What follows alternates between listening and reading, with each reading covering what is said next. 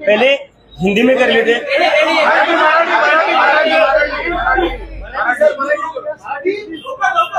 मराठी 25 जुलैला या देशाच्या तरुणांनी ते करून दाखवलं जे कोणालाही जमलं नाही। मागच्या 12 वर्षात जी सरकार 12 वर्षापासून म्हणत होती की या सरकारमध्ये राजीनामे होत नाही, इस सरकार में इस्तीफे नहीं होते, या देशाच्या जनजीनी त्या सरकारकडून राजीनामा घेऊन दाखवला। आणि नुसता घेऊनच नाही दाखवला, सरकारला झुकवलंय, भाग पाडले राजीनामा देण्यावर। आणि ज्या सरकारपासून लोक इतक्या वर्ष घाबरलेली होती, बरेचसे लोक म्हणतात धर्मेंद्र प्रधान यांचा राजीनामा ही आमच्या आंदोलनातली सगळ्यात मोठा विजय होता। आम्हाला असं वाटतं की आमचा जो सगळ्यात मोठा विजय होता किंवा जेनजीचा जो सगळ्यात मोठा विजय होता तो फक्त राजीनामा नव्हता। या देशात जी भीती निर्माण करून ठेवली होती, दडपशाही निर्माण करून ठेवली होती या सरकारने मागच्या 10-12 वर्षात, ती भीती आता देशाच्या नागरिकातून संपलेली आहे, त्यांच्या मनातून ती भीती संपलेली आहे। आता देशाचे नागरिक रस्त्यावर येतील, सरकारला फक्त प्रश्नच नाही विचारणार, तर गरज पडली तर रस्त्यावर येतील आणि आज एकाचा राजीनामा मागितला होता दुसऱ्यांचे राजीनामे मागतील। तर जी भीती संपवली आहे लोकांच्या मनातली, ती या आंदोलनाची सगळ्यात मोठी अचीवमेंट आहे, सगळ्यात मोठी सक्सेस आहे। आता हे आंदोलन, बऱ्याच लोकांना प्रश्न पडला, हे आंदोलन नक्की कॉक्रोच जनता पार्टी नक्की आहे काय? कॉक्रोच जनता पार्टीची विचारधारा काय? तर जसं आम्ही आधीपासून सांगत आलो होतो, कॉक्रोच जनता पार्टी ही डॉक्टर बाबासाहेब आंबेडकर, महात्मा गांधी, भारताचे पहिले पंतप्रधान पंडित जवाहरलाल नेहरू यांनी जे भारताचं स्वप्न पाहिलेलं होतं त्यांच्या विचारावर चालणारी कॉक्रोच जनता पार्टी असणार आहे। आणि आमची विचारधारा तीच असणार आहे जी देशाच्या संविधानाची विचारधारा आहे। Our ideology is the same as the constitution of India. यात आमचा काहीच डिफरन्स नसणार आहे। आम्ही सेक्युलर आहे, आम्ही लोकशाहीमध्ये भरोसा ठेवतो, वी आर डेमोक्रेटिक पीपल, आणि आम्ही सोशल जस्टिससाठी कायम प्रयत्न करणार आहे। तर ही आमची विचारधारा आहे। आणि आता दुसरा जो मोठा प्रश्न पडलाय लोकांना, पुढे काय कॉक्रोच जनता पार्टीचं, पुढे कॉक्रोच जनता पार्टी काय करणार आहे? तर त्यावर आम्ही जे मागच्या 2 दिवसात चर्चा केली, त्याच्यानंतर आम्ही असं ठरवलं की येणाऱ्या सप्टेंबर महिन्यात कॉक्रोच जनता पार्टी एक नेशन वाईड कॅम्पेन करेल। त्या कॅम्पेनचं नाव असणार आहे क्या बोलती पब्लिक। क्या बोलती पब्लिक हे आमचं नेशन वाईड कॅम्पेन असणार आहे। या कॅम्पेन मधून आम्ही देशभरात दौरा करणार आहे। आम्ही लोकांकडून समजून घेणार आहे त्यांच्या समस्या काय आहे, त्यांच्या अपेक्षा काय आहे। कारण की या आंदोलनातून आम्हाला जी गोष्ट शिकायला भेटली ती ही शिकायला भेटली की सध्या जितके काही पक्ष आहेत, जितके काही लोक सरकारमध्ये बसलेले आहेत, ते कुठं ना कुठं आता लोकांपासून डिस्कनेक्टेड झालेले, लोकांचं डिस्कनेक्टेड नाही, ऐकायलाही तयार नाहीये। ज्या देशाची लोकसंख्येमध्ये 65% लोक 35 वयाच्या खालची आहेत, त्या लोकसंख्येबद्दल, त्या युवकांबद्दल कोणीच काही बोलायला तयार नाही। मग तो शिक्षणाचा मुद्दा असो किंवा बेरोजगारीचा मुद्दा असो, संसदेतही त्याच्याबद्दल कोणी बोलत नाहीये, कोणी पार्टी त्यांच्या मीटिंगमध्येही बोलत नाहीये। आणि सरकार तर अशी वागते जसं काही आहे, ज्या काही हे काही मुद्देच नाहीये। सरकारला फक्त एकच मुद्दा दिसतो, तो म्हणजे हिंदू मुसलमानचा। पण बेरोजगारी, आर्थिक सिच्युएशन काय आहे आपल्या देशाची, शिक्षाची किती वाईट अवस्था आहे, यावर कोणीच काही बोलायला तयार नाहीये। त्यामुळे आम्ही आता लोकांमध्ये जाणार आहे, लोकांकडून आम्ही समजून घेणार आहे त्यांच्या समस्या काय आहेत, त्यांच्या अपेक्षा काय आहेत। आणि जे मोठे मुद्दे आहेत आमचे, ते एकंदरीत मोठे मुद्दे आमचे हे असणार की पहिला आमचा जो मुद्दा असणार आहे तो एज्युकेशन रिफॉर्म। कॉक्रोच जनता पार्टी ज्या ठराविक मुद्द्यांवर नक्कीच काम करेल, इतरही मुद्दे आहेत ज्याच्यावर आम्ही काम करू, पण जे आमचे ठराविक मुद्दे असणार आहे, पहिला असणार आहे एज्युकेशन रिफॉर्म्स।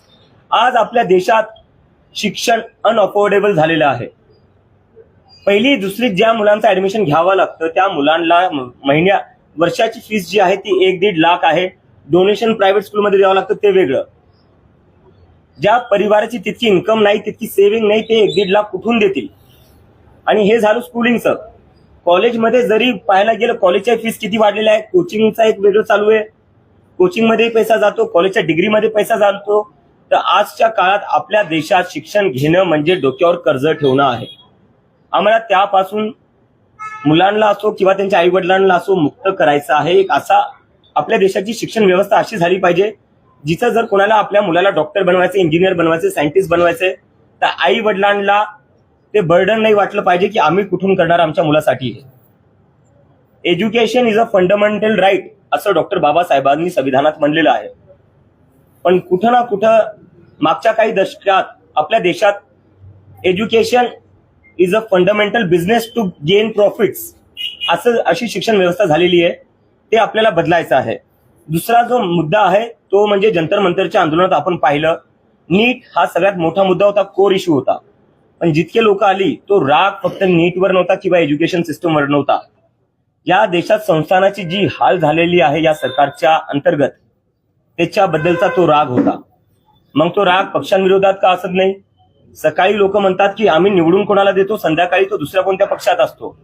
सकाळी आम्ही वोट टाकतो एका सरकारसाठी, संध्याकाळपर्यंत दुसरी सरकार बनती. आणि ते नाही झालं तर ईडी सीबीआय पाठवून पक्ष तोडण्यात येतात. आणि तिथेही मन नाही भरलं तर मग कोर्टात जाऊन पक्षही चोरून घेण्यात येतात. तर याच्यामुळे लोकांचा कुठं ना कुठं भरोसा तुटत चालला आहे, संपत चालला आहे पॉलिटिकल सिस्टमवरनं.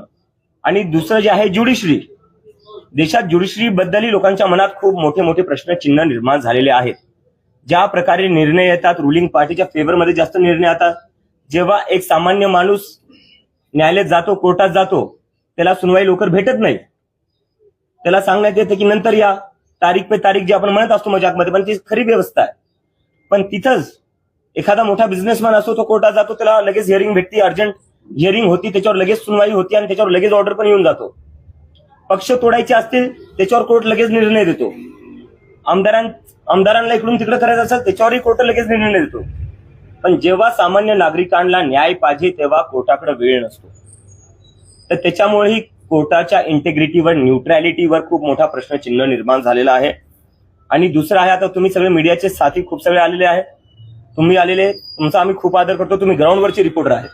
पण एकंदरीत लोकांचा सगळ्यात जास्त राग जो आहे तो मीडियावर आहे. कारण की हे जे इन्स्टिट्यूशन्स आहे हे अकाउंटेबल का नाही राहिलेले. कारण की मीडियाने त्यांना प्रश्न विचारणं बंद केलेलं आहे.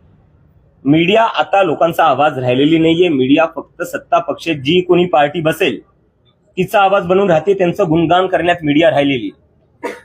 तर मीडियाला इंडिपेंडेंट बनवणं आणि मीडियाची कुठं ना कुठं क्रेडिबिलिटी वापस आणणं हेही करणं खूप गरजेचं आहे. कारण की जोपर्यंत मीडिया इंडिपेंडेंटली वागणार नाही तोपर्यंत सरकारला अकाउंटेबल बनवणं शक्य नाहीये. तोपर्यंत कुठलाही इन्स्टिट्यूशन असो, मग ते कोर्ट असो, इलेक्शन कमिशन असो किंवा इतर पॉलिटिकल पार्ट्या असो, त्यांना अकाउंटेबल बनवणं शक्य नाहीये. आणि त्याच्यानंतर जो एक सगळ्यात मोठा मुद्दा असेल ज्याच्यावर कोणीच बोलायला तयार नाहीये, जसं मी आधी सांगितलं की आपल्या देशात 60% लोक 35च्या वयाच्या खालची आहेत. आणि त्याच्यामुळं बेरोजगारीमध्ये सगळ्यात जास्त मार जे खात आहेत ते हेच लोक खात आहेत. जंतर मंतरवर फक्त स्टुडंट्स नव्हते, जंतर मंतरवर बेरोजगार लोकही खूप होते. कोणाचं स्वप्न नसतं की मी मोठा झाल्यावर स्विगीचा डिलिव्हरी बॉय झालो पाहिजे, कोणाचं स्वप्न नसतं मी मोठा झाल्यावर झोमॅटोचा डिलिव्हरी बॉय झालो. पण त्यांना ते मजबुरीमध्ये करावं लागते, कारण की आपल्या देशात जॉब ऑपॉर्च्युनिटीज नाहीये. आणि ज्या लोकांना जॉब भेटतायत त्याच्यात घर चालवणं शक्य नाहीये. घर कसे चालवतील, फॅमिलीला कसं सांभाळतील, मुलांचं शिक्षण कसं करतील. तर बेरोजगारी हा खूप मोठा मुद्दा आहे. जेवढे बेरोजगार आहेत त्यापैकी 80% बेरोजगार असे आहेत ज्यांच्याकडे डिग्री आहे. तर आपल्या देशात, आपल्या देशाच्या तरुणांना असं वाटते की आज आम्ही शिकून काही चुकी केलेली आहे का. कारण की जे लोक शिकले नाही, जे लोक कधी शाळेतही गेले नाही, ज्या लोकांनी कधी फॉर्मल डिग्री घेतली नाही, ते सरकार चालवत आहेत, ते निर्णय घेत आहेत. पण ज्या तरुणांनी लहानपणापासून मेहनत केली, डिग्री घेतली, एक करिअर बनवायला पाहिलं, त्यांना असं वाटतं आम्ही डिग्री घेऊन चुकी केली. कारण की आमचं जे भविष्य आहे ते कोण ठरवतंय, अशिक्षित लोक ठरवत आहेत.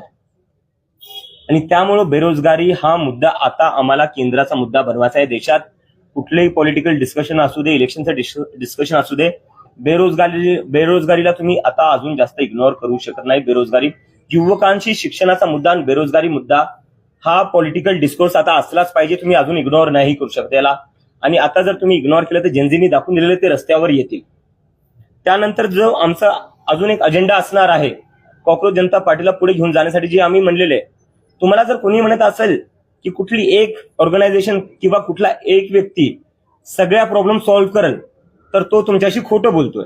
असंच खोटं देशाला 2014 मध्ये बोलण्यात आलं होतं की आता एक व्यक्तीला निवडून दिलं की आता हा आपला देश एकदम डेव्हलप नेशन होऊन जाईल, काशीचा क्योटो होऊन जाईल.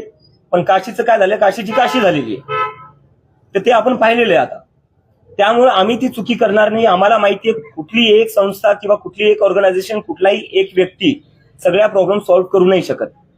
त्यामुळे आम्ही ते कुठंच क्लेम करणार नाही. आम्ही जे करणार आहे की ज्या ज्या लोकांनी आम्हाला जंतर मंतरवर समर्थन दिलं, जेवढे ऑर्गनायझेशन्स आले, जेवढे एनजीओज आले, जेवढे सोशल ऍक्टिव्हिस्ट आले, सिव्हिल सोसायटीज आले, त्या सगळ्यांशी आम्ही एक कोएलिशन बिल्डिंग करणार आहे. कारण की आम्हाला एक वाटतं आता आपल्या देशाला गरज आहे सगळ्यांनी त्यांच्या पॉलिटिकल आयडिओलॉजीजच्या वरती उठून, त्यांच्या दुसऱ्या काही आयडिओलॉजी असतील त्याच्यावरती उठून नागरिक म्हणून एकत्र येऊन देशात सुधार आणायची गरज आहे.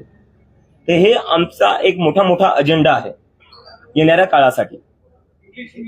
हिंदी 25 जुलाई को इस देश के युवाओं की बहुत बड़ी जीत हुई, इस देश के जेनजी की बहुत बड़ी जीत हुई. और ये जीत बहुत ही ऐतिहासिक थी.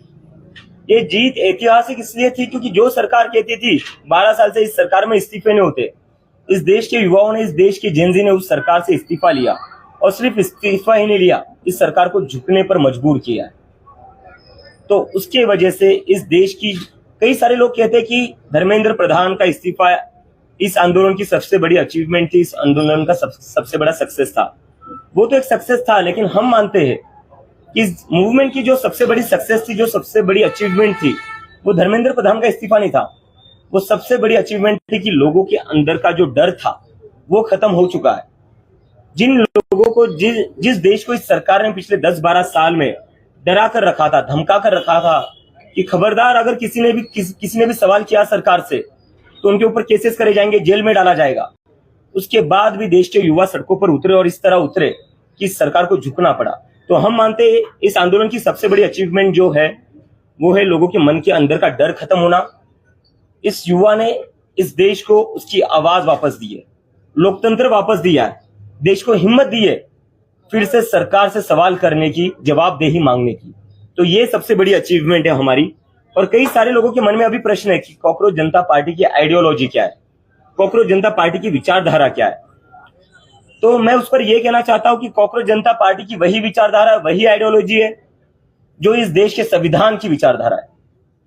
कॉकरोच जनता पार्टी डॉक्टर बाबा साहेब अम्बेडकर, महात्मा गांधी और पंडित जवाहरलाल नेहरू ने जो भारत का सपना देखा था, उनके सपनों का जो भारत था, उनकी जो फिलॉसफीज थी, हमारी विचारधारा भी वही रहेगी. डॉक्टर बाबा साहेब अम्बेडकर का सोशल जस्टिस, महात्मा गांधी का नॉन वायलेंस एंड पीस, और पंडित जवाहरलाल नेहरू ने जो मॉडर्न इंडिया का फाउंडेशन किया था, एक सपना देखा था आधुनिक भारत का, वो हमारी आइडियोलॉजी रहेगी, वो हमारी फिलॉसफी रहेगी. उसके बाद आते हैं कि कॉकरोच जनता पार्टी का आगे का एजेंडा क्या है, कॉकरोच जनता पार्टी आगे जाकर क्या करने वाली है. तो मुझे आप सभी लोगों को बताते हुए खुशी हो रही थी कि कई सारे लोग हमें मैसेजेस कर रहे थे, कमेंट्स पर पूछ रहे थे कि आगे क्या करोगे, आगे क्या करोगे. तो उस पर हम एक अनाउंसमेंट करने जा रहे हैं. सितंबर के महीने में कॉकरोच जनता पार्टी एक नेशन वाइड कैंपेन शुरू करने जा रही है. ये एक तरीके का नेशन वाइड टूर होगा हमारा. इस कैंपेन का नाम होगा क्या बोलती पब्लिक, क्योंकि अभी जो जरूरत है वो पब्लिक की बात होने का जरूरत है. पब्लिक को अपनी बात रखनी पड़ेगी, पब्लिक की आवाज सुनने का वक्त आ चुका है अब. और अगर आप पब्लिक की आवाज नहीं सुनोगे तो पब्लिक ये सड़कों पर उतरेगी. तो इसलिए हमने जो डिसाइड किया है, क्योंकि हम वो गलती दोहराना नहीं चाहते जो आज तक इन बाकी लोगों ने दोहराई है. जंतर मंतर का जो हमारा एक्सपीरियंस रहा है, जो हमें समझ में आया है, वो ये रहा है कि इन लोगों का जो कोर फ्रस्ट्रेशन है, ये जो जेनजी है, इनका कोर फ्रस्ट्रेशन ये है कि इन लोगों को डिसमिस किया जाता है, इन लोगों को इग्नोर किया जाता है, इन लोगों से कोई बात नहीं करता, इन लोगों से कोई पूछता नहीं है कि आपकी एक्सपेक्टेशंस क्या है, आपकी प्रॉब्लम्स क्या है, आपके सपने क्या है. इस देश को लेकर आपकी क्या उम्मीदें हैं, क्या होप्स है, ये कोई पूछता नहीं। तो हम वो गलती दोहराना नहीं चाहते। हम चाहते हैं क्योंकि इस देश की 60% पॉपुलेशन जो है वो अंडर द एज ऑफ 35 है। 65% पॉपुलेशन जो है वो अंडर द एज ऑफ 35 है। यही लोग हैं जो आगे जाकर इस देश का भविष्य है, यही लोग हैं जो आगे जाकर इस देश को चलाने वाले हैं, यही लोग हैं जो आगे जाकर इस देश को आगे बढ़ाएंगे। तो जो लोग आगे जाकर देश का भविष्य है, उन लोगों को इग्नोर करके, उन लोगों से बिना बात किए, उन लोगों से बिना एंगेज किए आप कैसे कोई पॉलिटिकल डिसीजन ले सकते हो, आप कैसे कोई पॉलिसी डिसीजन ले सकते हो, आप कैसे कोई पार्लियामेंट हो या इलेक्शन हो वहां पर डिस्कशन कर सकते हो। तो हम जो करना चाहते हैं वो करना चाहते हैं इन लोगों से stake holder consultation, because they are the biggest stake holder in India right now. Future उनका दाव पर है, जिंदगी उनकी दाव पर है। तो कॉकरोच जनता पार्टी इन सभी पूरे देश भर में घूमेगी, इन सभी लोगों से बातचीत करेगी, समझेगी इनके मुद्दे क्या है, इनकी क्या एक्सपेक्टेशंस है, और देश की एक इन टोटलिटी पॉलिटिक्स किस तरीके की होनी चाहिए, पॉलिटिक्स के मुद्दे क्या होने चाहिए। बिकॉज हम शुरुआत से कह रहे कि हम एक प्रेशर ग्रुप है जो चाहते कि एक पॉलिटिकल डिस्कोर्स चेंज हो इस देश का। क्योंकि पॉलिटिकल डिस्कोर्स में हमारे देश के पॉलिटिकल डिस्कोर्स के नाम पर क्या होता है, यूपी में होता है शमशान बनेगा या कब्रिस्तान बनेगा, महाराष्ट्र में आते हैं तो कहते हैं बटोगे या कटोगे। इससे किसी को जॉब्स नहीं मिल रही है, इससे किसी को अच्छी शिक्षा नहीं मिल रही है। तो हम जो चाहते हैं वो ये है कि मुद्दों की बात हो, शिक्षा की बात हो, बेरोजगारी की बात हो, और इसके साथ साथ इस देश के युवा, उनकी जो भी उम्मीदें, उनके जो भी कंसर्न्स हो, बात उस पर हो, देश के युवाओं की बात हो, उनके मन की बात जरूरी है क्योंकि दे आर इन मेजॉरिटी। उनकी बात आपको सुननी पड़ेगी। और इसके साथ साथ हमारा जो अभी एक ये रहेगा कि कॉकरोच जनता पार्टी किन मुद्दों पर आगे बढ़ेगी। ये तो हो गया क्या बोलती पब्लिक, एक हमारा नेशन वाइड कैंपेन हो गया। कॉकरोच जनता पार्टी कौन से मुद्दे उठाएगी, ये भी एक बहुत क्यूरियोसिटी है, तो इस पर मैं बोल देता हूँ। एजुकेशन रिफॉर्म्स एक सबसे बड़ी हमारी टॉप प्रायोरिटी रहेगा, क्योंकि आज हमारी देश की जो भी हालत है वो इसी की वजह से, क्योंकि एजुकेशन प्रायोरिटी नहीं है। ना वो किसी भी पॉलिटिकल पार्टी की है, ना वो सरकार में जो लोग बैठे हुए, ना उसकी प्रायोरिटी है। तो इसलिए एजुकेशन रिफॉर्म्स हम चाहते हैं। आज की डेट में हमारे देश में एजुकेशन अनअफोर्डेबल बन चुका है। अगर किसी को अपने बच्चे को स्कूल में भेजना है, एडमिशन दिलवाना है प्राइवेट स्कूल में, सरकारी स्कूलों की तो क्या हालत कर रखी है हमने देखा ही है। पिछले 10 साल में 94,000 सरकारी स्कूल बंद कर दिए गए। इन स्कूलों को सुधारा जा सकता था, रेनोवेट किया जा सकता था, लेकिन सरकार ने क्या चुना, सरकार ने सरकारी स्कूलों को बंद करना चुना, क्योंकि फायदा इससे सीधा प्राइवेट स्कूलों को होगा। तो सरकार की तो कहीं पर भी प्राथमिकता नहीं है कि कैसे ज्यादा से ज्यादा बच्चों को एजुकेशन मिले। हम वो बदलना चाहते हैं। हम चाहते हैं कि ये जो शिक्षा को इतना एक्सपेंसिव बनाया है, स्कूलिंग को इतना एक्सपेंसिव बनाया हुआ है, वो एक तो पहले कम हो जाए। कैसे कोई family, middle class family, lower middle class family अपने बच्चे को अच्छा एजुकेशन दिला सकती है, जब उनको हर साल 1-1.5 लाख की तो फीस ही देनी पड़ती है फर्स्ट या सेकंड स्टैंडर्ड के लिए। उतनी तो ना इनकम होती है, ना सेविंग्स होती है फैमिलीज की। जो परिवार 40-50 हजार कमाता है, घर चलाने में उसके 30-40 हजार जाएंगे, बचेगा क्या? बचेंगे 10 हजार हर महीने के। कहां से एक साल के वो 1-1.5 लाख भरेंगे? तो ये सबसे पहले कम होना चाहिए। प्राइवेट स्कूलों पर कैप लगना चाहिए फीस के रिगार्डिंग। सरकारी स्कूलों पर सरकार को काम करना पड़ेगा। आपकी जिम्मेदारी है सरकारी स्कूल चलाना।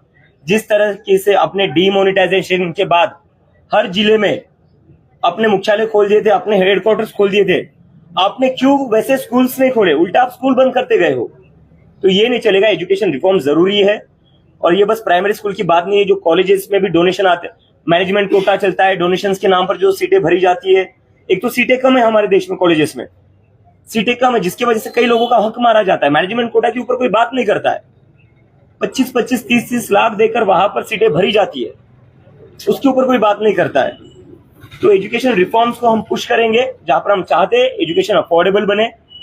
ऐसा एक भी इस देश में व्यक्ति ना हो जिसको लगे कि मेरे बच्चे को मैं पढ़ा नहीं सकता, मैं मेरे बच्चे को इंजीनियर नहीं बना सकता, मैं डॉक्टर नहीं बना सकता, मैं साइंटिस्ट नहीं बना सकता, क्योंकि मेरे पास उतना पैसा नहीं। क्योंकि डॉक्टर बाबा साहेब अम्बेडकर ने कहा था, education is a fundamental right. Education is not a business. It's a fundamental right of every kid that is born in India, and we want to ensure that. उसके बाद में है इंस्टीट्यूशनल अकाउंटेबिलिटी। हमारे देश में जो कुछ हो रहा है, उसके बाद से इंस्टीट्यूशनल अकाउंटेबिलिटी हमारे देश में एक बहुत ही डेंजरस सिचुएशन में है। अभी सारे इंस्टीट्यूशंस के ऊपर पब्लिक का भरोसा कम होते जा रहा है। कम क्या होते जा रहा है? गुस्सा बढ़ते जा रहा है कि अकाउंटेबिलिटी कहाँ बची इन इंस्टीट्यूशंस में। हम पॉलिटिक्स की बात करें, लोग कहते हैं कि हम सुबह किसी को एक पार्टी से चुनते हैं, वो शाम को किसी और पार्टी में होता है। सुबह हम एक सरकार के लिए वोट करते हैं, लेकिन शाम को कोई और ही सरकार बन जाती है। और जब वो नहीं होता है तो ईडी सीबीआई भेजकर पार्टियों को तोड़ा जाता है। तो एक जो पॉलिटिकल सिस्टम है उसके ऊपर से भी लोगों का भरोसा उठते जा रहा है। और अगर ऐसा चलता रहा तो इस देश के डेमोक्रेसी के लिए बहुत ही डेंजरस साइन है। दूसरा, इलेक्शन कमीशन। हमारे देश में एक टाइम हुआ करता था जहां पर वोटर्स सरकार चुनते थे, लेकिन आज के दौर में क्या हो रहा है? सरकार चुन रही है कि वोटर कौन होगा, सरकार चुन रही है कि कौन वोट नहीं करेगा, कौन वोट डालेगा। तो डेमोक्रेसी ऐसे नहीं चल सकती है। तो इस पर इलेक्शन कमीशन की जो अकाउंटेबिलिटी है वो भी फिक्स करनी पड़ेगी। अगर इलेक्शन कमीशन की अकाउंटेबिलिटी फिक्स नहीं करेंगे तो ये देश में इलेक्शन मैनिपुलेशन होता रहेगा और उससे उसके बाद नाम के लिए इलेक्शंस रह जाएंगे। It will just become a formality, जो हम नहीं चाहते। और उसके साथ साथ अभी जुडिशरी जो है, जुडिशरी के ऊपर भी बहुत बड़ा प्रश्न चिन्ह निर्माण है। लोग कहते कि जो कॉमन इंसान जुडिशरी में जाता है उसकी सुनवाई जल्दी नहीं होती, उसकी हियरिंग जल्दी नहीं होती, उसके डिसीजन जल्दी नहीं आते, उसके ऑर्डर जल्दी नहीं आते, उसको बार बार जाना पड़ता है, धक्के खाने पड़ते हैं कोर्ट के। लेकिन जैसे कोई बड़ा बिजनेसमैन चले जाता है, उनकी अर्जेंट हियरिंग लग जाती है। हमने तो देखा है कैसे कैसे मिडनाइट हियरिंग्स भी हुई है कुछ केसेस में, लेकिन वो उन सभी केसेस में हुए जो हाई प्रोफाइल केसेस थे। जहां सरकार गिरानी है वहां अर्जेंट हियरिंग हो जाती है, जहां एमपी एमएलए को पार्टी स्विच करवाना है वहां अर्जेंट हियरिंग हो जाती है, अर्जेंट ऑर्डर भी आ जाता है। लेकिन जब इस देश का सामान्य नागरिक जब कोर्ट में जाता है तब अर्जेंट हियरिंग नहीं होती है। और तब तो मतलब कुछ जज तो ऐसे वो स्टेटमेंट भी दे देते कि हमारे पास अभी इसके लिए टाइम नहीं है। तो इसके वजह से देश के लोगों का जुडिशरी से भी भरोसा उठता जा रहा है। और उसके साथ साथ जो सबसे कंसर्निंग बात है, कई मीडिया के साथी यहाँ खड़े हुए हैं, ये ग्राउंड रिपोर्टर से आप लोगों की हम बहुत इज्जत करते हैं क्योंकि हम लोगों को पता है आप कितनी मेहनत करते हो। लेकिन जो मीडिया हाउसेज है उनको कहीं ना कहीं समझना पड़ेगा, देश की जनता आपसे काफी नाराज है। वो नाराज इसलिए क्योंकि आप उनकी बात नहीं कर रहे हो। आप एक पार्टी के गुणगान करने में लगे हुए हो, आप एक पार्टी का बस एजेंडा चलाने में लगे हो। आप उस पार्टी से ना सवाल करते हो, ना आप उस पार्टी से पूछते हो कि अगर आप कोई डिसीजन ले रहे हो उस पर जो पब्लिक का ओपिनियन है आप वो भी नहीं दिखाते हो। आप हर चीज को मास्टर स्ट्रोक करते रहेंगे, कहते रहेंगे। सरकार कोई डिसीजन लेती है वो भी मास्टर स्ट्रोक है, सरकार कोई डिसीजन वापस लेती है वो भी मास्टर स्ट्रोक है। तो मुझे लगता है कि मीडिया को अगर इतना ही हर चीज में मास्टर स्ट्रोक दिख रहा है तो ये जनता आपके टीवी चैनल्स देखना बंद कर देगी। आपको तय करना है कि क्या आप जनता की आवाज बनना चाहते हो या आपको बस एक जंतर मंतर का जो आंदोलन है वो सबसे बढ़िया एग्जाम्पल है। मेन स्ट्रीम मीडिया ने इस आंदोलन को पूरा ब्लैकआउट करके रखा था, किसी ने भी चलाया नहीं था। उसके बाद भी आंदोलन सक्सेसफुल हुआ क्योंकि जनता को भी समझ में आ गया अगर मीडिया हमारी आवाज नहीं दिखाएगी, हमारी आवाज नहीं सुनाएगी लोगों को, तो लोग अपनी आवाज खुद लेकर सड़कों पर उतरेंगे। और अब दूसरे प्लेटफॉर्म्स भी आ चुके हैं उसके लिए। और एक लोगों के मन में यह है कि कॉकरोच जनता पार्टी से ही सारी उम्मीदें हैं और कई लोगों को लगता है कि अब ये सारी चीजें सॉल्व कर देंगे। मैं उस पर यह कहना चाहता हूं, अगर आपको लगता है कोई एक इंसान, कोई एक व्यक्ति सारी चीजें सॉल्व कर देगा तो वैसा नहीं होगा। जो भी इंसान आपसे ये कहता है कि वो सारी चीजें सॉल्व कर देगा वो झूठ कह रहा है, जिसका सबसे बड़ा उदाहरण हमने 2014 में देखा था।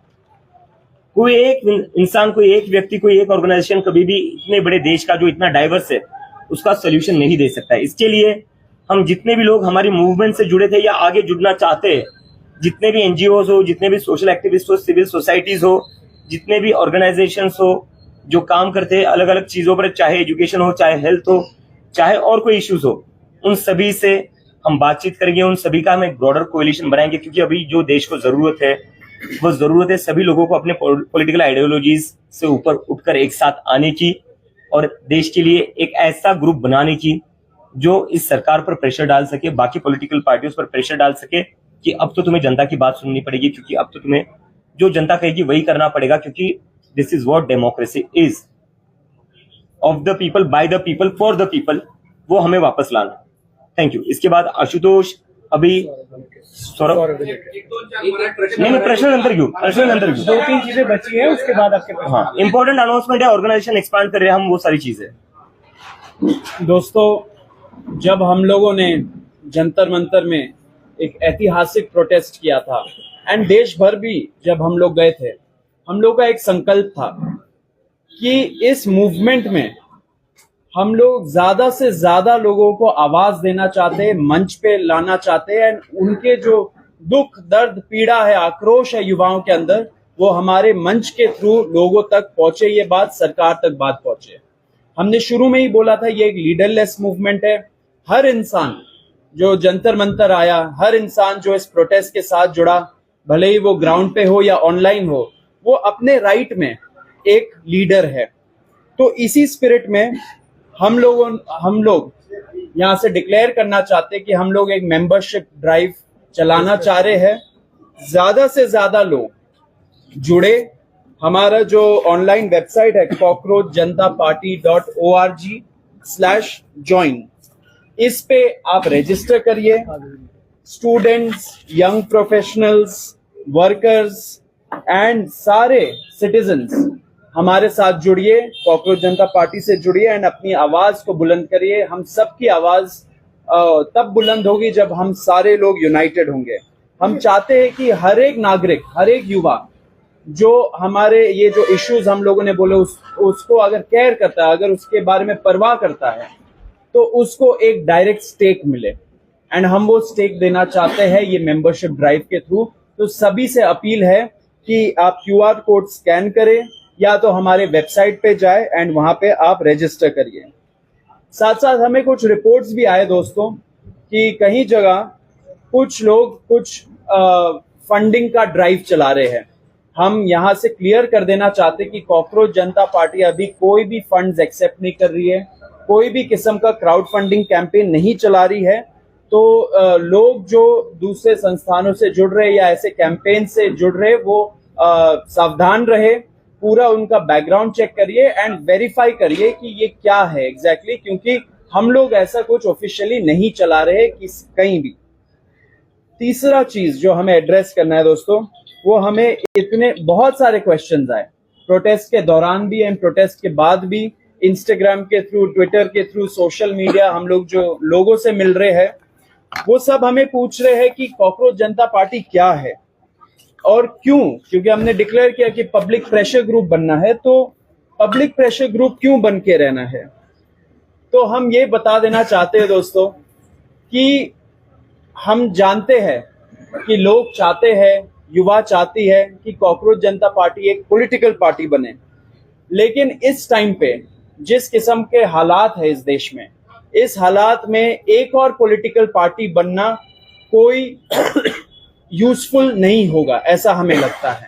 क्यों? क्योंकि जैसे अभिजीत ने भी बोला, आपने भी पढ़ा, ईडी यूज करके, सीबीआई यूज करके, आईटी यूज करके जो अभी एग्जिस्टिंग पॉलिटिकल पार्टीज है उनको भी तोड़ा जा रहा है।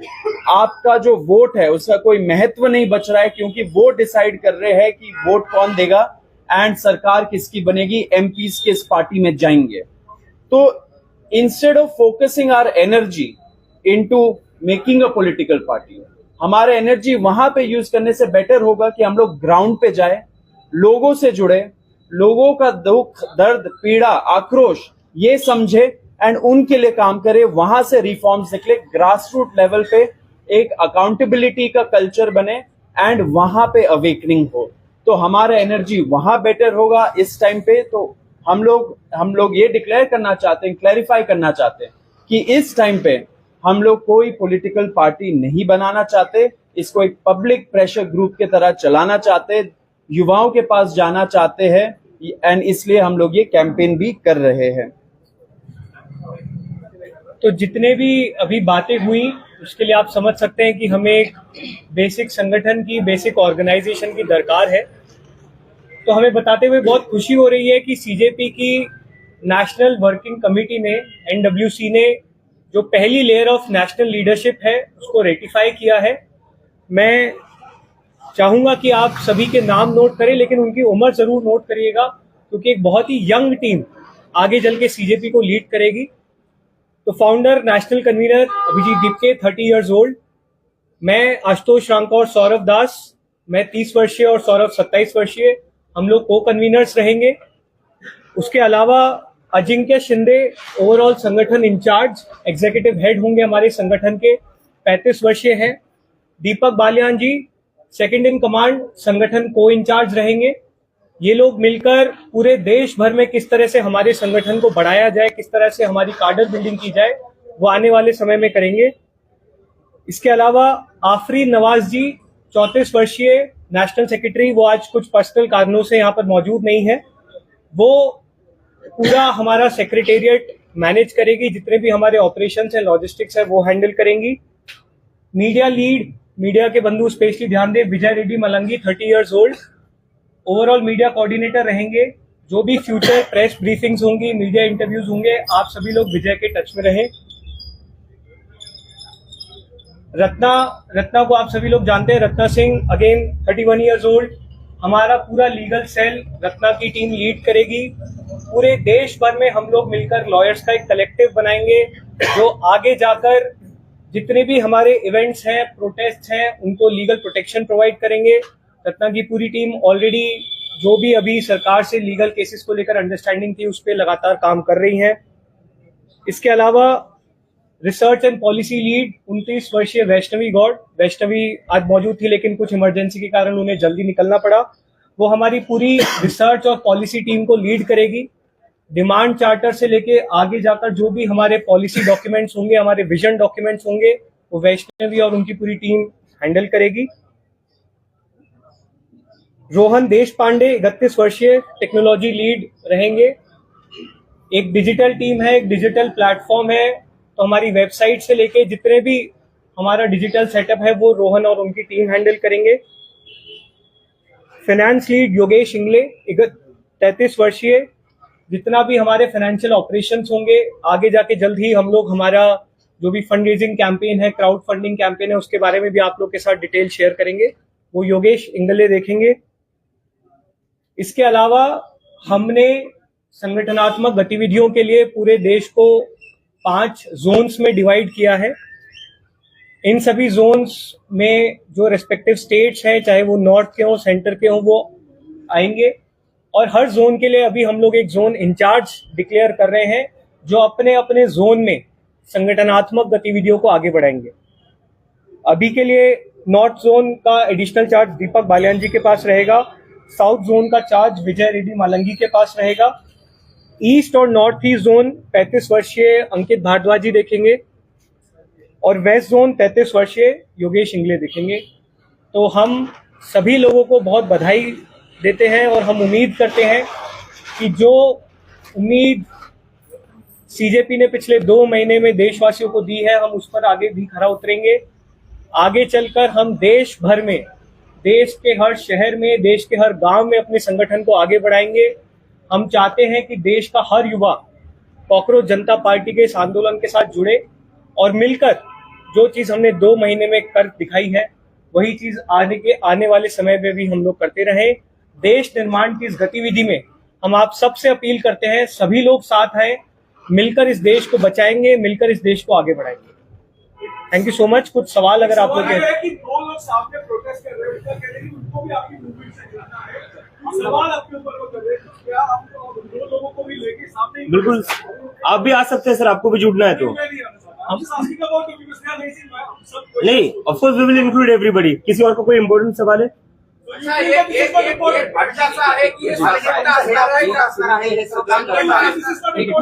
खूप व्यापक आहे, म्हणजे प्रत्येक गोष्ट खूप मोठी आहे. प्रायव्हेटायझेशनच्या सगळ्या गोष्टी आहेत, एज्युकेशन असेल, मीडिया असेल, हे सगळं करायसाठी तुम्हाला पॉलिसी मेकर बनावं लागेल, Yes. पॉलिसी बदलवण्यासाठी काम करावं Yes. लागेल. पण हे तुम्हाला आंदोलनातून कसं शक्य आहे? हे जर करायचं असेल तुम्हाला, तर एक तर तुम्हाला राजकारण ठेवावं लागेल, पॉलिसी मेकर बनावं लागेल, त्यावेळेस हे सगळं होऊ शकतं. हे असं सर मी तुमच्या नाही, मी अग्री करतो तुमच्या बोलण्यावर की राजकारणातून सोल्युशन्स निघतात, पण जिथं पॉलिटिकल पार्टी सर्व्हायव्हलसाठी स्ट्रगल करतायत, जिथं तेच एकंदरीत स्ट्रगल करतायत की किती वर्षापर्यंत त्यांचं अस्तित्व असू शकतं, त्या सिच्युएशनमध्ये अशा वातावरणात पॉलिटिकल पार्टी काढणं सध्या सोल्युशन नाहीये. आता जी गरज आहे ती एका पब्लिक मुवमेंटची आहे. जर राजीनामा घेऊ शकतो, आम्ही जे डिमांड चार्टर दिले त्याच्यावरही सरकार तयार होतीये, त्याच्यावरही आमच्या गोष्टी चालू आहेत, जे आम्ही रिफॉर्म्स पुश केलेले, तर आता आंदोलनातूनच कुठं ना कुठं पुशबॅक करावं लागणार आहे. राष्ट्रीय केवळ मुवमेंट म्हणून हे पुढे जाणार आहे, एक संघटना म्हणून पुढे अस्तित्वात येणार आहे, ऑर्गनायझेशन म्हणून की केवळ मुवमेंट चळवळ म्हणून? संघटना म्हणून पुढे येणार आहे. आता तुमचे हे जे सगळे मुद्दे आहे हे सगळे राजकीयच आहे, फक्त तुम्हाला राजकीय रंग स्वतःला लावून घ्यायचा नाही असं दिसतंय. सर, जी देशाची अवस्था आहे ती कशामुळे आहे? ती राजकीय डिसिजनमुळेच आहे ना. या देशात अराजकीय असं काहीच नाही. आपण आपल्या डोक्यातून हा विचार काढून टाकावा की पॉलिटिकल आणि ए पॉलिटिकल सारखं काही असतं. प्रत्येक गोष्ट जी तुमच्या घरात येते, तुम्ही विकत घेता, त्याचा जो प्राइस असतो, त्याची जी किंमत ठरते, ते कोण ठरवतं? राजकीय लोकच ठरवतात संसदेत बसून. तर सगळ्याच गोष्टी राजकीय आहेत आणि त्याच्यामुळे आमचं जे आंदोलन आहे तेही राजकीय असणार आहे. एक राजकीय पक्ष आम्ही नसणार आहे, आम्ही एक सोशल मुवमेंट असणार आहे आणि एक ऑर्गनायझेशन म्हणून आम्ही पुढे जाणार.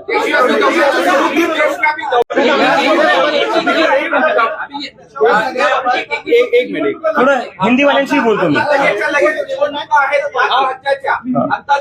परवा 2 दिवसापूर्वी निकाल लागला, त्याचा या आंदोलनाचा इम्पॅक्ट सुद्धा दिसला. या पुढच्या महिन्यात 2-4 महिन्यामध्ये निवडणूक होणार, त्याचाही परिणाम होईल, त्यासाठी ही मुवमेंट असल्याचे बोललं जातं. नाही, तसं काही नाही. हे बघा, आमचं जे आहे, आम्हाला पॉलिटिकल डिस्कोर्स चेंज करायचा आहे. निवडणुका होऊ द्या, ज्या पक्षाला लढायचं आहे ते लढतील, पण आमचं असं म्हणणं आहे की तुम्हाला कुठं ना कुठं आता जे युथचे मुद्दे आहेत त्याच्या सेंट्रिक तुम्हालाही काम करावं लागेल आणि आम्ही त्यांना भाग पाडू ते करण्यासाठी. एक मिनट, एक एक करके लेते हैं. आप बताइए. Do you believe the government crackdown on you will intensify as you shape this organization, firstly? And secondly, we've seen what has happened with Sonam Wangchuk. You maintain that he's a mentor of the CJP.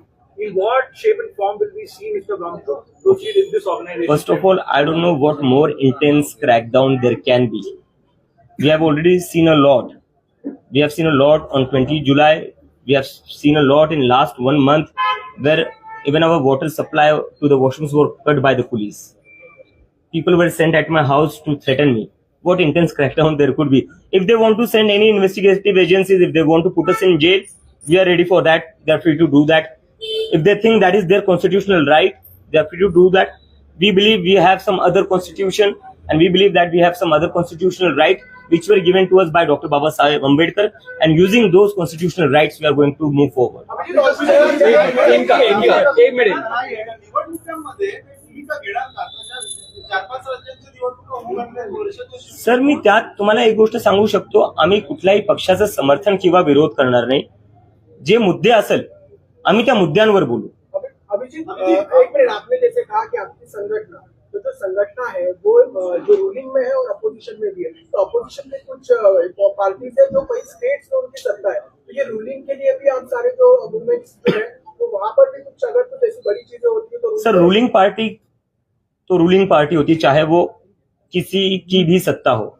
तो हमारा जो पूरा struggle है वो इस देश के system change करने के लिए, फिर वो चाहे सेंटर में कोई बैठा हो, स्टेट में कोई बैठा हो, उससे हमें कोई फर्क नहीं पड़ता. But Abhijit, student organizations said you will collaborate with going forward. Student organizations, you urge them to come forward. Will this be political party agnostic? Because many of these student organizations are linked to some political party in one way or the other. So are you giving a blanket call for every student organization, or like many are saying, this is hinted or this is directed at just one section of student organizations? See, first of all, I would like to clear one thing on that. During the Jantar Mantar protest, many student organizations did help us, and nowhere they give it a political color. They were very clear about it that we want to keep it a people's movement, we want to keep it a youth movement, and they have shown that. And that is why we believe that in going forward we can collaborate with them because they have kept our trust. आप छात्रों के जो मुद्दे हैं उनको लेकर आप अपने पूरे देश भर का दौरा करेंगे, लेकिन मेरा सवाल सीधा है, झारखंड में जो बच्चे इस समय प्रोटेस्ट पे बैठे हैं, क्या आप लोगों की 2 दिन की जो बैठक हुई है उसमें इसके बारे में चर्चा हुई? आप लोग कब विजिट करने वाले हैं, उनकी जो प्रॉब्लम्स है उसको कब एड्रेस करने वाले हैं, क्या इसको लेकर चर्चा हुई? जस्ट क्योंकि वो स्टूडेंट्स वो भी है, आपसे उम्मीद रखे हुए हैं इस वजह से. नहीं, हमारी 3 दिन पहले बहुत डिटेल्ड डिस्कशन हुआ था. अभिजीत भी उस समय कॉल पे था. वहाँ के छात्रों से बहुत डिटेल में, विस्तार में हमने उनकी समस्या समझी है, क्या उनकी डिमांड्स हैं उनको बहुत डिटेल में समझा है. सीजेपी की पूरी टीम झारखंड में जो भी हमारे साथी प्रोटेस्ट कर रहे हैं उनके समर्थन में खड़ी है. हम झारखंड की सरकार से मांग करते हैं कि उनकी सभी डिमांड्स को एक्सेप्ट किया जाए.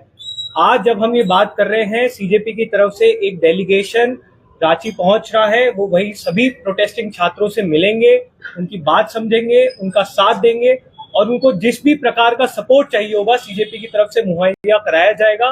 और जल्द ही हम लोग भी झारखंड जाकर प्रोटेस्टिंग छात्रों के साथ बैठे। Saurabh, from Delhi police after the incident of your house. असं इकडे- तुमच्या संघटनेचे काम करणार आहे, कार्य करणार आहे याचं ऑफिस मी बोलतो I'm saying Saurabh from Delhi police have contacted you after yesterday this incident. Any accountability they have taken on this incident? See, I think whatever incident happened. We are talking about nation building right now. Our issues are bigger than all of this. I have, of course, given a former police complaint to the Delhi police, and they are now providing some form of security outside the house. However, all of these things don't matter. We are in for a bigger fight. There are bigger issues to talk about, and we would like to focus just on that. Abhijit एक महत्वाचा एक minute पहिले यांचा घेतो मी. जे कार्य चालेल केंद्र कुठून चालणार म्हणजे हेडक्वार्टर कोणत्या कार्य कुणाचं आम्ही त्याच्यावर आता विचार करतोय, जर कोणाला आम्हाला एखादं ऑफिस स्पेस डोनेट करायचं असेल तर प्लीज करा.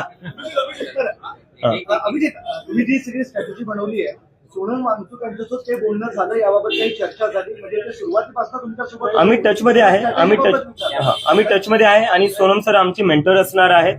जसं जंतर मंतरवर त्यांनी आम्हाला गाईड केले, ते आमचे एक मोरल कंपास होते आणि पुढे जाऊन ते आमचे मोरल कंपास असणार आहे. कारण की हे जे आंदोलन जे मोठं झालं ते सोनम वांगचूक सरांशिवाय झालं नसतं. एका प्रकारे त्यांनी आपला जीव धोक्यात टाकून या देशाला जागरूक केलेलं आहे आणि त्यामुळे सोनम सरांचं मार्गदर्शन आम्हाला अतिशय गरजेचं असणार आहे. आतापर्यंत आंदोलन झालं त्याला विरोधी पक्षाचा पाठिंबा होता, बरोबर, सगळ्या विरोधी पक्षाचा पाठिंबा होता. आता तुम्ही ही जी संघटनात्मक बांधणी करून पुढे जाणारा देशभर, त्यावेळेस जर विरोधी पक्षाच्या सगळ्याच लोकांनी तुम्हाला पाठिंबा देण्याचं ठरवलं, तुमच्या सोबत येण्याचं ठरवलं, तुम्हाला सोबत या असं म्हणले, तर पुढे काय त्याची त्या संदर्भात मग आमची विनंती, भाजप पण आमच्या सोबत आली तर खूप चांगलं होऊन जाईल, देशाचं कल्याण होऊन जाईल. नाही, त्यावर मी सर हेच म्हणतोय. नाही ऑन सिरियस नोट सर, विरोधी पक्षांनी आम्हाला समर्थन दिलं म्हणजे आम्ही काय इलेक्शन मध्ये कंटेस्ट नाही करते.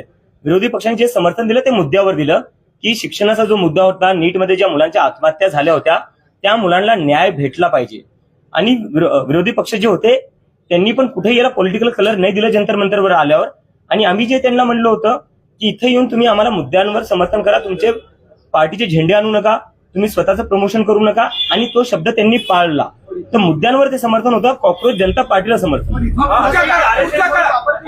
मुद्द्यांवर हाँ sir,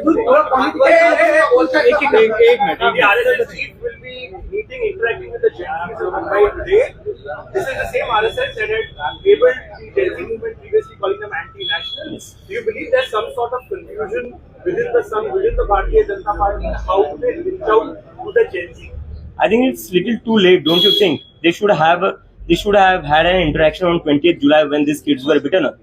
Mohan Bhagwat being, I think, the mentor of the BJP, the godfather of the BJP, he should have come forward, he should have interacted with those kids, and he should have made the Prime Minister apologize to those kids who were beaten up by the police on the instructions of Narendra Modi and Amit Shah. Although if he wishes to interact with the Gen Z, it's a good thing. That means the youth of this country, the Gen Z, have compelled these people to come to the Gen Z and to have a dialogue with them, because until now they were dismissive of them. Abhijit ji, ये made him to interact with Gen Z and Gen Alpha. Do you think that this movement made him to interact with Gen Z and Gen Alpha? और क्या reason हो सकता है? अगर ये आंदोलन नहीं होता, अगर इतने सारे देश के युवा सड़कों पर नहीं आते, तो ये लोगों ने आखिरी बार कब बात करी थी जेनजी से? ये तो इनको कहते थे ये लोग क्या करते, ये लोग सीरियस नहीं, ये इंस्टाग्राम पर नाचते. अरे नाचते ही ना, रस्ते पर दंगे तो नहीं करते तुम्हारी तरह. अभिजीत, 3 सवाल पूछ लेता हूँ, तीसरे सवाल से जवाब देना. हिंदी में पूछता हूँ. पहला एक सवाल, आपने कहा कि हम भारत भर जाएंगे और क्या करना है वो आपने पहले तय किया. आप बोलते हो कि क्या बोलती है पब्लिक, आप जाके पूछोगे, लेकिन आपने अभी तो तय कर लिया कि आप किसके ऊपर काम करोगे, तो आप पब्लिक से क्या पूछने वाला? सवाल एक. सवाल दूसरा है कि आप 5-4 लोग जब भारत भर भ्रमण करोगे, जाओगे, घूमोगे, तो आपके लिए कुछ फंडिंग भी जरूरी है, उसके लिए आप क्या करने वाले हो? अब तीसरा सवाल जो है, आप अभी हम आपको सबको लाइव दिखा रहे हैं, आप हमको बहुत दिनों से गोदी मीडिया कह रहे हो, आज आपको हम गोदी मीडिया लगते हैं. मैं फिर से वापस से कहता हूँ, पहली चीज जो आपने कही कि आप लोगों से भी पूछोगे और आपने भी आपके कुछ मुद्दे रखे, तो मुझे लगता है कोई भी एक ऑर्गेनाइजेशन होती है, उनका एक एजेंडा होना चाहिए और पब्लिक से भी पूछा जाना चाहिए. अगर हमारे पास एजेंडा नहीं होगा तो हम पब्लिक के पास क्या लेकर जाएंगे? पब्लिक को भी लगेगा हम डायरेक्शन लेस है. और एक होता है कि हम क्या चेंजेस लाना चाहते हैं. डेमोक्रेसी में हमारी भी तो चलनी चाहिए ना सर. हम भी तो जो बदलाव लाना चाहते हैं, जैसे आप लोगों को जो बदलाव लाना चाहते हैं वो भी इक्वली इंपॉर्टेंट है जितना हम जो बदलाव लाना चाहते हैं। तो हमें जो चीजें इंपॉर्टेंट लगती है, और ये हमने जो एजेंडा रखा है सर, जो 4 चीजों की बात करी हमने, ये हमें कोई सपना नहीं आया है सर, हम भी महसूस कर रही है, हम भी इसी देश के नागरिक है, हमने भी देखी ये सारी चीजें। महाराष्ट्र में मैं रहता हूँ, मैंने देखा है किस तरीके से यहाँ की पॉलिटिकल पार्टी को तोड़ा गया है, रीजनल पार्टी को तोड़ा गया है, और कहा रीजनल पार्टी को नहीं तोड़ा जा रहा है। बंगाल में क्या हो रखा है, वही हो रखा है। और जंतर मंतर पर बैठने के बाद हमें ये चीजें लगी है। हमने लोगों से जब बात करता था मैं रोज जंतर मंतर पर, तब लोग यही चीजें कहते थे कि आप इसको बस नीट का प्रोटेस्ट मत बनाइए, आप इलेक्शन कमीशन के ऊपर बात करिए, आप इसको बस नीट का प्रोटेस्ट मत बनाइए, आप जुडिशरी पर बात करिए, आप इसे बस नीट का प्रोटेस्ट मत बनाइए, ये जो मीडिया का अभी जो हो चुका है कॉम्प्रोमाइज, उस पर बात करिए। तो ये भी सर एक कंसल्टेशन के बाद ही हुआ है, और हमें लगता है एक वाइडर कंसल्टेशन और करने की जरूरत है। और जो आपका दूसरा क्वेश्चन था फंडिंग का, फंडिंग पर मैं सभी लोगों से रिक्वेस्ट करता हूँ, हमारे पास तो उतना पैसा नहीं है, लेकिन हम सेटअप करने जा रहे हैं, अभी क्राउड से ही फंडिंग लेंगे हम, तो उसमें सर मैं कोशिश करूंगा आप लोग भी थोड़ा वो डोनेट कर दीजिए। और तीसरा मीडिया आपको दिखाता है जो ग्राउंड के रिपोर्टर है उनकी मैं बहुत रिस्पेक्ट करता हूँ सर, ऑनेस्टली, क्योंकि मैं नहीं, एक डिफरेंस होता है सर, जो एसी कमरों में बैठते हैं वो डिफरेंस होता है सर, क्योंकि जो सरकारी एड का पैसा है ना वो आप लोगों तक नहीं आता।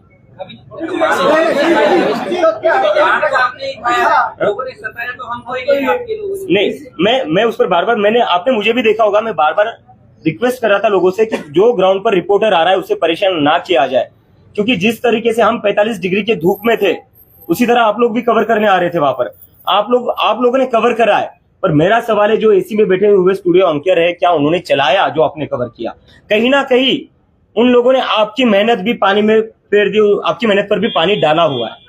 आपने कहा कि आप सत्ताधारी चाहे वो केंद्र सरकार हो या राज्य सरकार हो, उनके खिलाफ जो भी जनता से जुड़े, खासतौर पर युवाओं से जुड़े हुए मुद्दे हैं, उनके लिए काम करेंगे और उसके लिए संपर्क में अपना अभियान चलाएंगे। तो क्या जो इस स्टेट में अपोजिशन की पार्टीज है, इनके राज्यों में भी आप जाएंगे और उसी तरीके से ही काम करेंगे? सर मुझे लगता है इस सवाल के लिए अगर मुझे पैसे मिलते ना तो अभी तक मैं मिलियनेयर बन जाता। मैं बार बार, आप लोग एक ही सवाल कर रहे हैं, मैं बार बार बता रहा हूँ, सत्ता किसी की भी हो, किसी भी राज्य में हो, हम उनके खिलाफ बोलेंगे, क्योंकि हमारा जो स्ट्रगल है सर वो सिस्टम बदलने के लिए, सिस्टम को बेहतर करने के लिए।